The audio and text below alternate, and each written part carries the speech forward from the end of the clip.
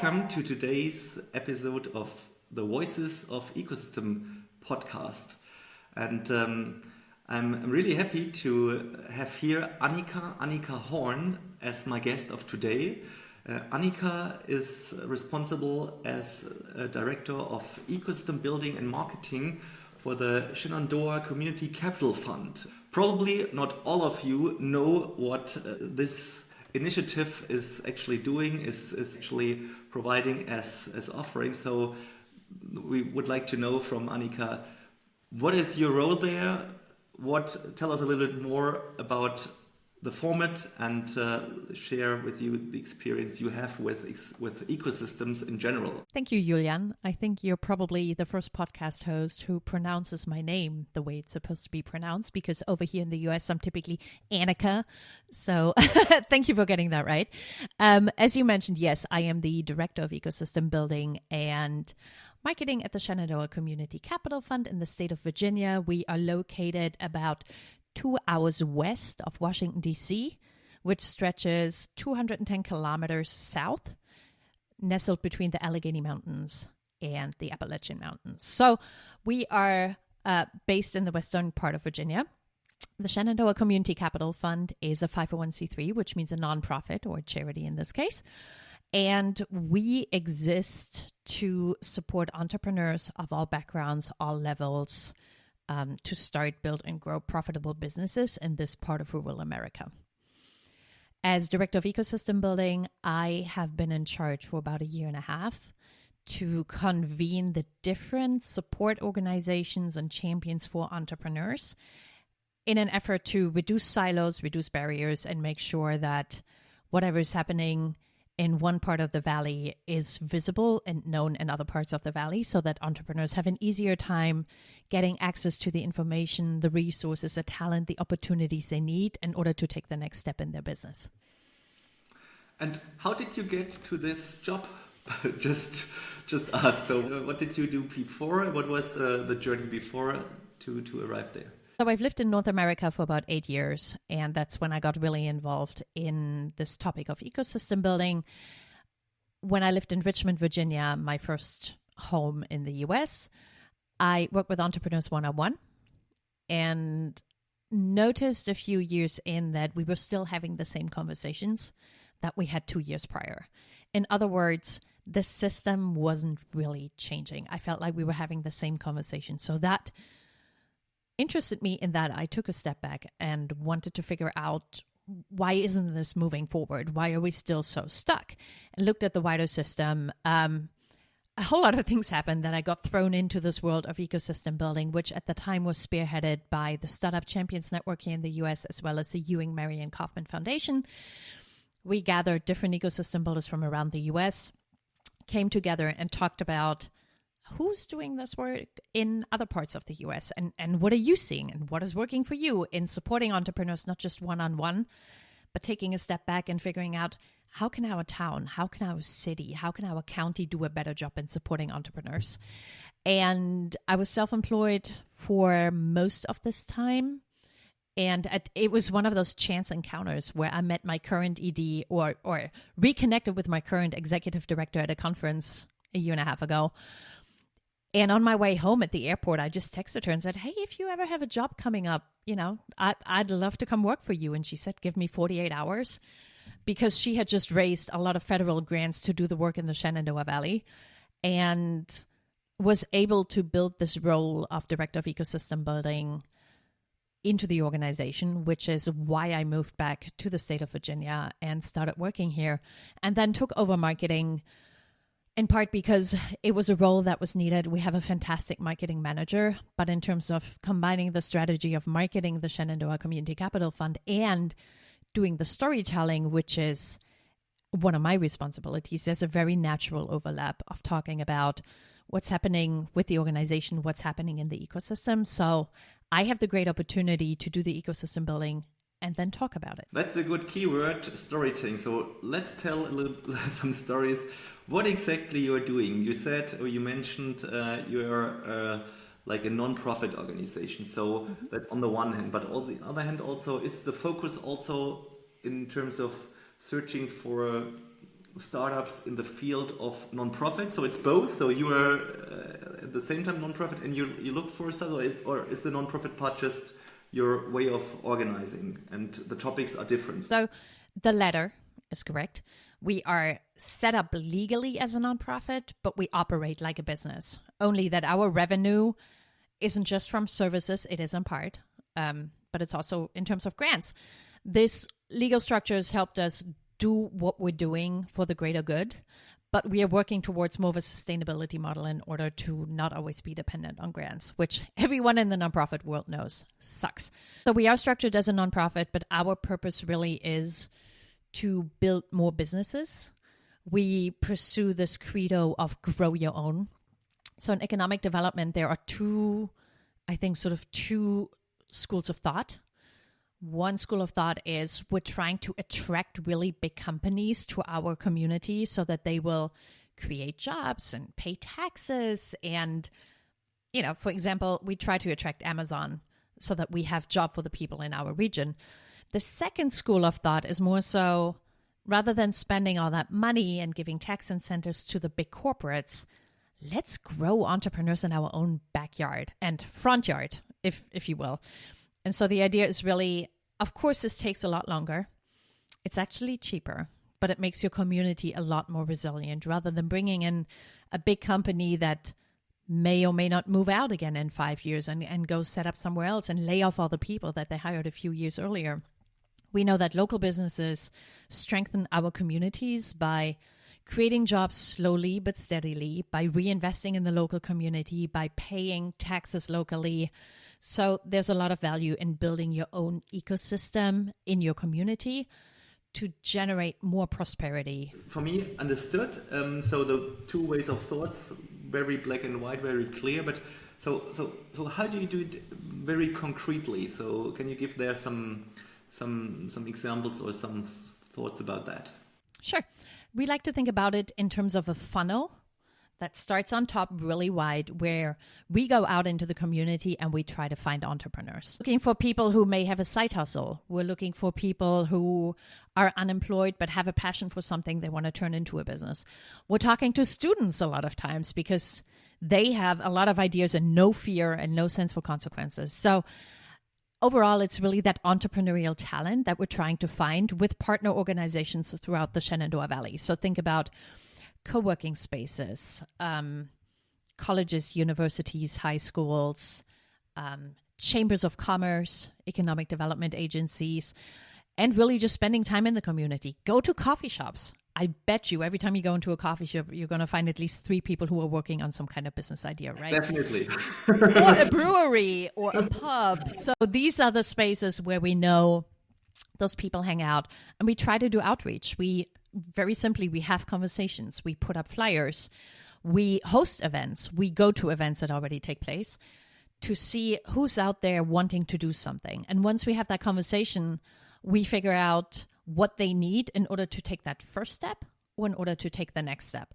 And that's where SCCF, the Shenandoah Community Capital Fund, comes in. We are able to provide people with the training and resources. So boot camps, incubation, acceleration, that kind of programming to teach them how to start a business. We provide them with capital if that's what they need. We have a microloan fund where we can give them a loan that they pay back over the coming years. We are able to provide them with the community in the sense of hosting events, bringing people together, fighting that loneliness and fighting that self-doubt that entrepreneurs often have in the early days and probably throughout their entire journey. And number 4, and this is where I come in, is we constantly try to build these partnerships with other organizations. So can you give some examples of other organizations, meaning like the ones you have mentioned, colleges and community, or also other corporates? So who's in there in your scope?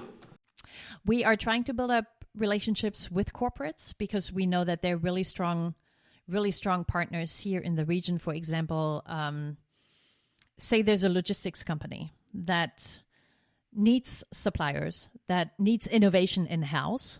We know that there's a lot of innovation talent in the Shenandoah Valley that could contribute to their value chain, that could become part of their value chain, that could help supply goods, that could help bring innovation to the company. So those are things we can organize. But other partners, for example, are grassroots organizations and nonprofits that are already doing some of the work that we are able to partner up with, because they do work that I can't do, but I want to support what they're doing because, again, a rising tide lifts all boats. So if we support each other, everybody is better off as a result.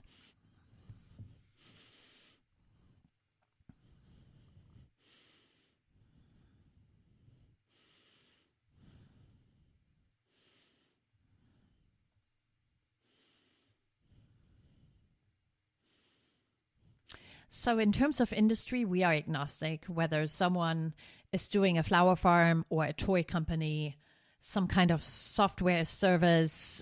We have everything because we are a very rural region and there's a little bit of everything. In our programming, we really have two key programs right now. The first one is a business boot camp, everything you need to know to start a business, from legal to bookkeeping to marketing to HR to operations and inventory management. In the later program, which is more acceleration focused, we work with businesses that are already underway, that either want to pivot or that have stalled in growth and sort of want to take that next step. And that one is a lot more mentor driven and a lot more focused on experimenting, running short experiments in your business to figure out what's working and what isn't. Because we know that the faster and more frequently you fail, the faster you will get to a solution of what actually works for your business in order to take that next step. In one of the recent podcasts, I had a guest, Andrew Jason, who was responsible for setting up not a similar, but also a regional ecosystem, which I call it here, what also you are doing, or actually to push and to enrich the regional or even the local ecosystem.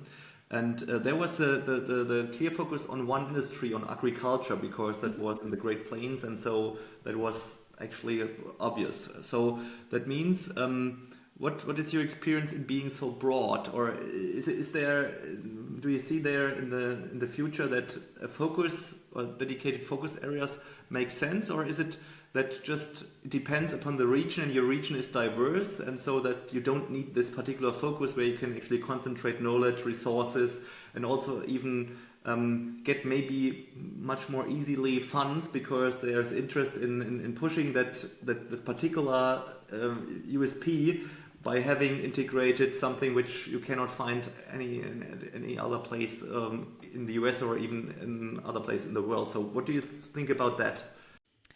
We have a few industries that are stronger in this region, such as manufacturing, also in the area of logistics.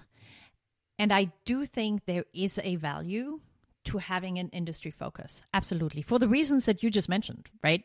You can source the right mentors, the right investors. You can really build up that ecosystem within that vertical.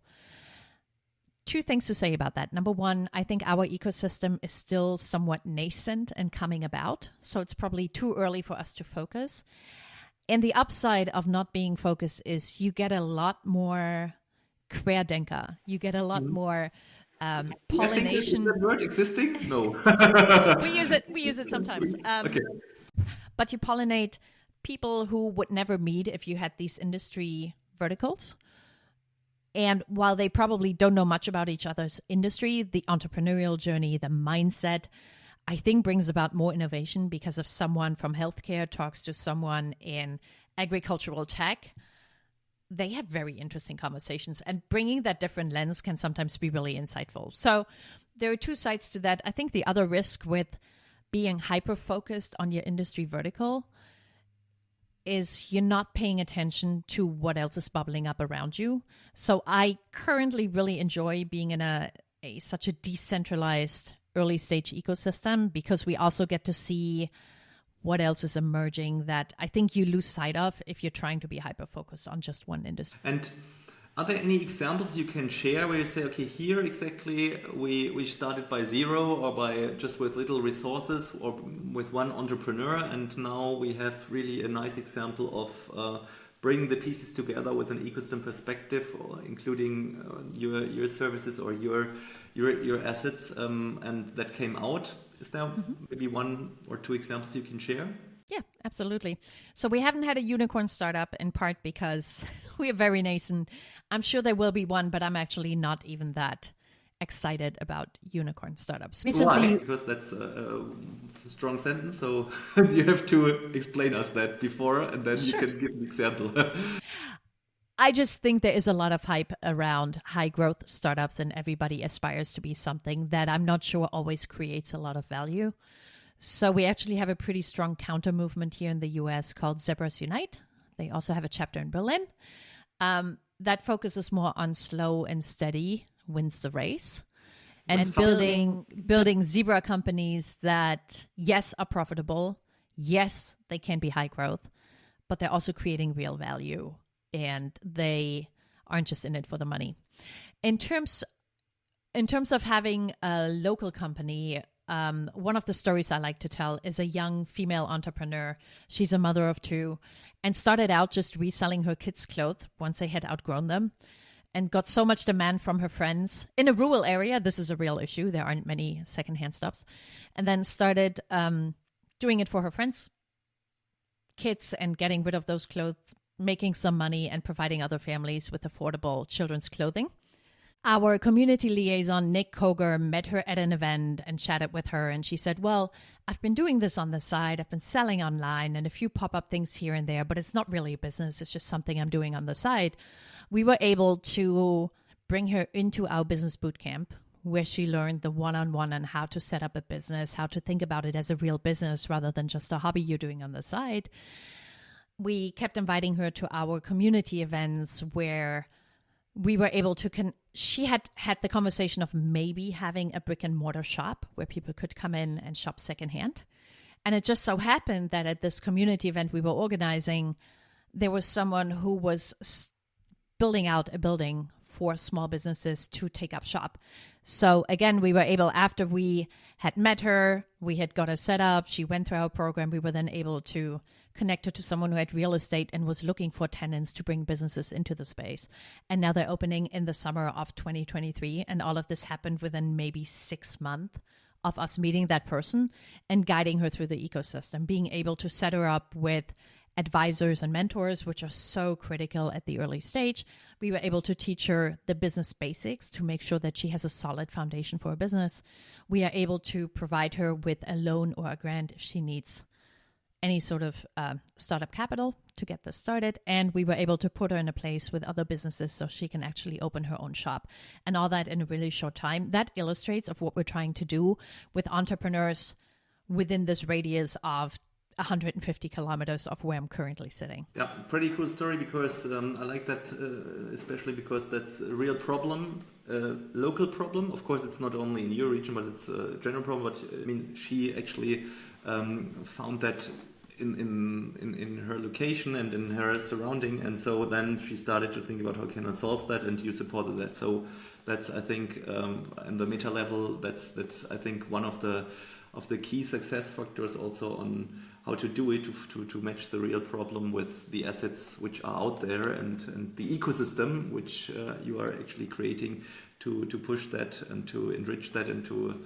make that grow. Yeah, so that's I like that. Maybe another question which follows, we had in our pre-discussion, of course, the discussion about business ecosystem, which is where I come from. We are now talking about, which is also interesting, and part of it about the local or regional ecosystem to support startup growth.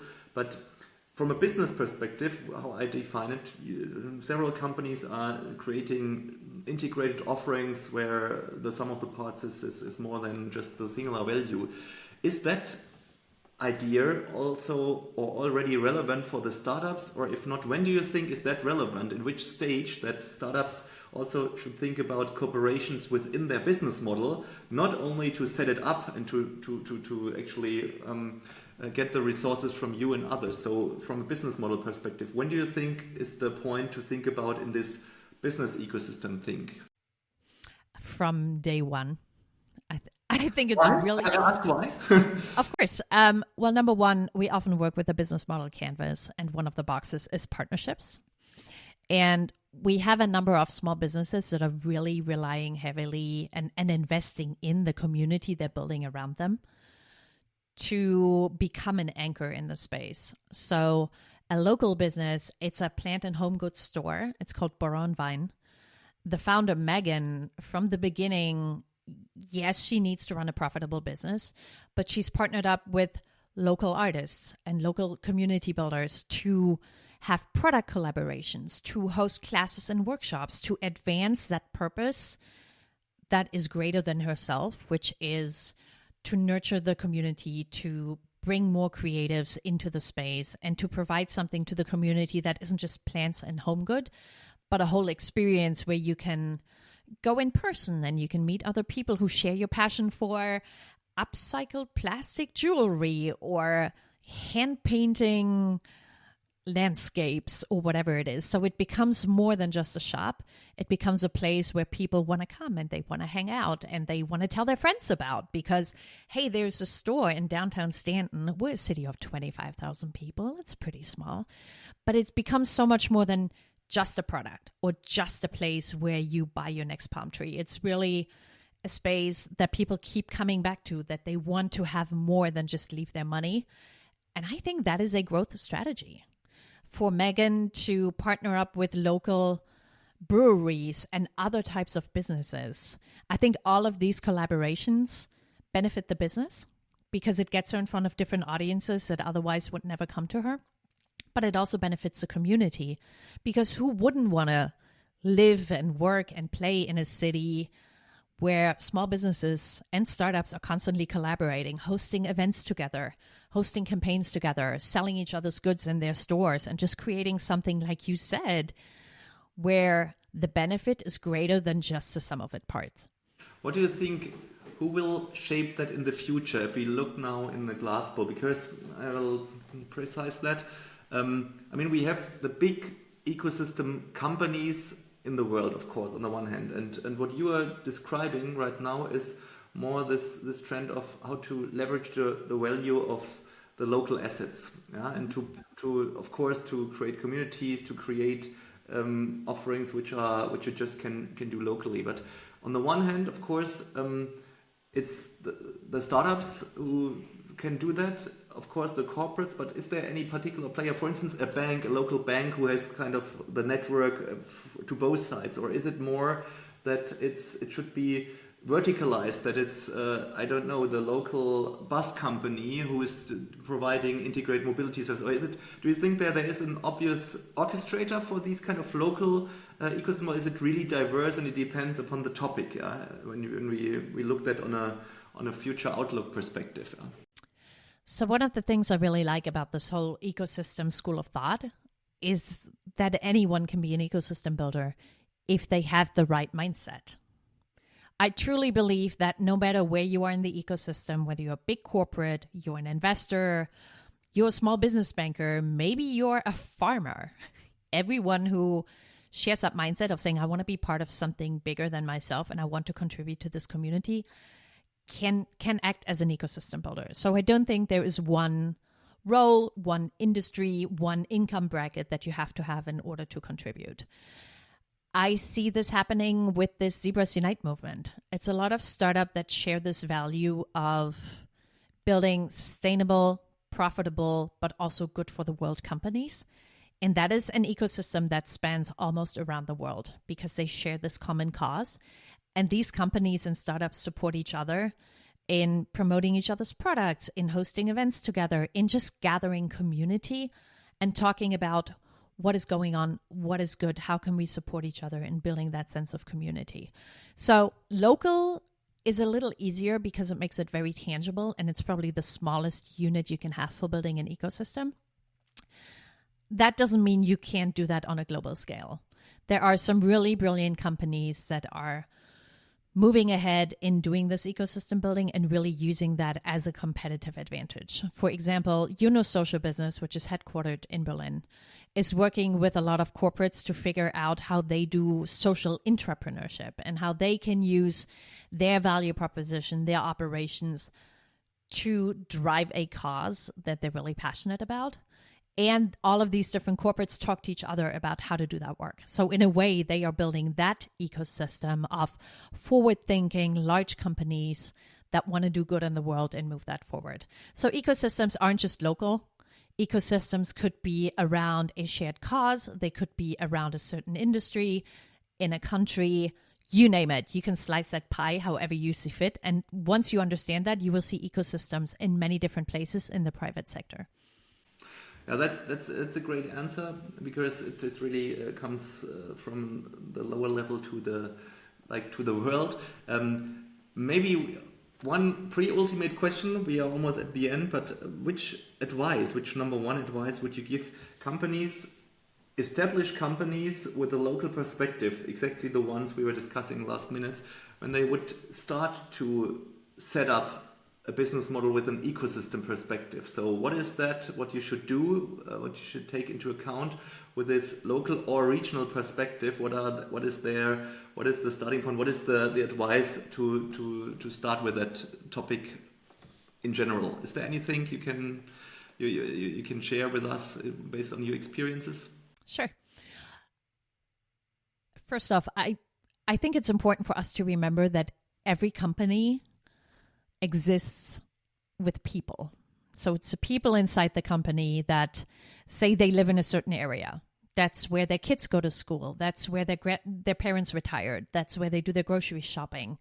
That could be the cosmos of where people live, and they're all part of that community. So have a conversation around what matters to you and your employees. Is it public health? Is it infrastructure? Is it public transport? Is it after-school care? I mean, there are so many things that affect a community, and figure out which one of those areas is something that you want to help make a difference in.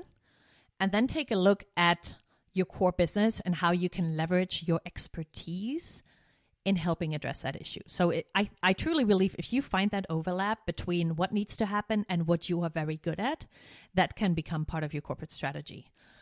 The upside being, it's probably a fairly low lift for the company to do that kind of work. But to have all of your employees bought into this and for the company to make a difference in their local community is hugely beneficial. Because again, if any customer has a choice of buying from this corporate entity that has a lot of chains and doesn't give a crap about your community, or you have the choice to buy from this company that sponsored your kid's soccer game or provides materials to local schools or cleans up the parks every now and then, I know where I'm going to spend my money. I'm going to support the company that is reinvesting in our community and wants to see us thrive. So I do think there is a business case for getting invested in building up that ecosystem. And the second thing is, once you've identified what that cause is, look around and see who you can partner with. Maybe there already is a charity that is doing that kind of work. And for you as a corporate to give 0.1% of your profits to that charity once a year to help them do their work more effectively, that is true ecosystem building. Bringing together advocates, bringing together groups that are already working on the same issue and contributing what is easy and beneficial to you to contribute. That's how you are an actor in an ecosystem. Also, great answer. I especially like it because there we absolutely have the same opinion. I also think find the right scope and think about how you can combine that with your assets and then leverage it with your teams and with the community. In a nutshell, that is also exactly the way I would recommend it. Basically, also from a general perspective. So there we totally agree, and we are now really at the end. I have one last question, which I always ask in this vlogcast because it's a personal question. So, where do you personally integrate or act with an ecosystem mindset in your private life? Is there anything where you have this reference also not only in your job life? And when, if so, where? I think I bring this ecosystem mindset to everything I do, other than maybe doing the dishes, which I just do on my own. I think when you're trying to raise a child in a city where you don't have any family, you become part of that ecosystem really quickly with other parents and families. I really had a desire when I moved here 8 months ago to really just make friends and find my people. So together with Megan Burrows of Burrow and Vine, who I mentioned earlier, we started a local chapter of Creative Mornings, which is a monthly breakfast speaker series that convenes a creative community in the Shenandoah Valley. So I am investing part of my free time, if you will, into building that ecosystem and convening people who share that passion for creativity and coming together. And then hosting my own podcast, Ecosystems for Change, as my way of bringing together people who care about this way of thinking, who care about this way of transforming their community and making a difference in the world. So it kind of shows up wherever I go. Pretty cool. So thank you so much. We are really at the end, Anika. That were great insights and also very concrete. And also I really like that local perspective where you stand, where you actually are a good representative to demonstrate that. And I think that's really important to bring that thinking and even that movement also to other regions and other parts of the world, because I think there's definitely so much potential for good solutions for us and okay, now I'm empathetic for the planet. And so I'm sure the listeners, they will like that and will benefit from that. So thank you once again for these great insights, and see you soon. Yeah. Thank you. Bye.